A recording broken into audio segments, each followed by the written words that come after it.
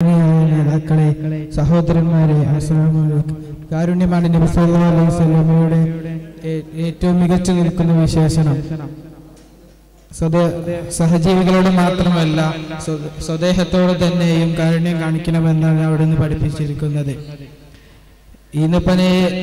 ഈന്തപ്പനെ ബഹുമാനിക്കാൻ അവിടുന്ന് പഠിപ്പിച്ചു.